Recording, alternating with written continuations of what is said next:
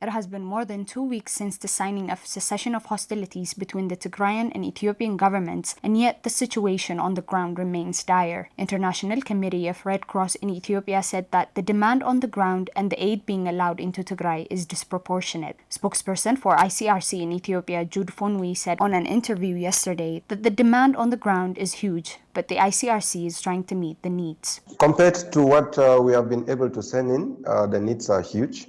The needs are really huge in the region compared to what has come in.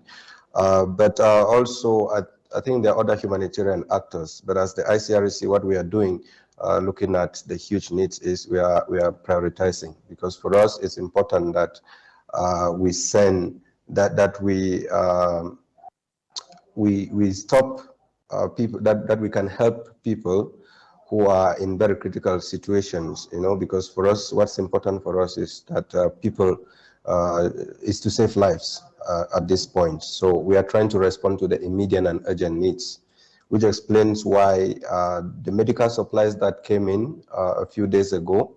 Only 2 trucks of medical supplies arrived in Tigray since the signing of the peace agreement 2 weeks ago, and the spokesperson noted that more convoys will arrive in Tigray, and the first humanitarian cargo flight carrying humanitarian supplies will land in Shire in the coming days. The ICRC sent the first convoy on Tuesday of 2 trucks, initially because for us we needed to test the routes. So we are sending the next truck. Hopefully it should be leaving here tomorrow.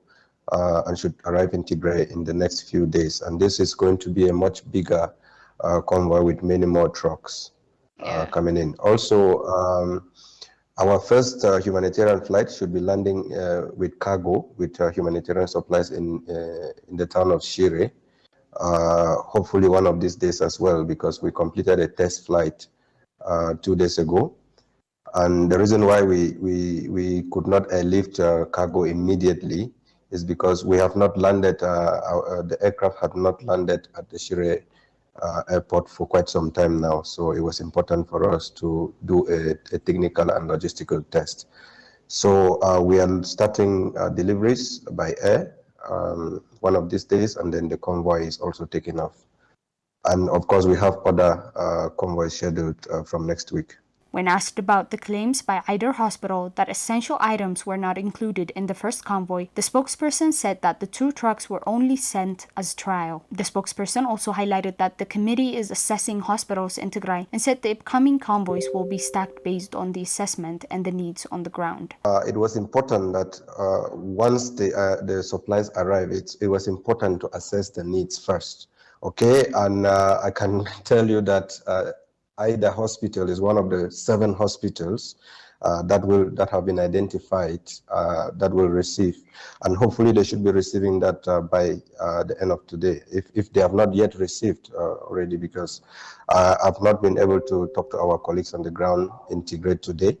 So they were supposed, all the hospitals that were identified, we had already identified 7 hospitals, Adi General Hospital, the Wukro, Adigrat, Mekele, Eider Hospital, Kwiha. So those are the hospitals that we identified based on the needs.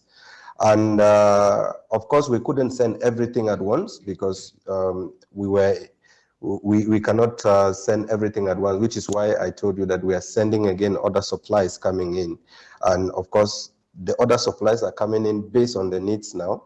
Whatever thing we are sending again, we are assessing the needs on the ground and making sure that we send exactly what is needed.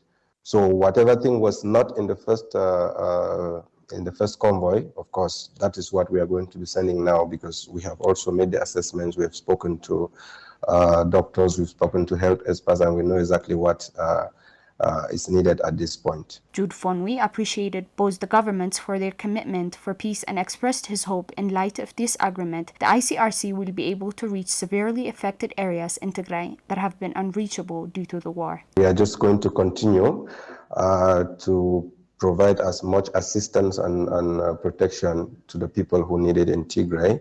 And we understand that the needs are very high.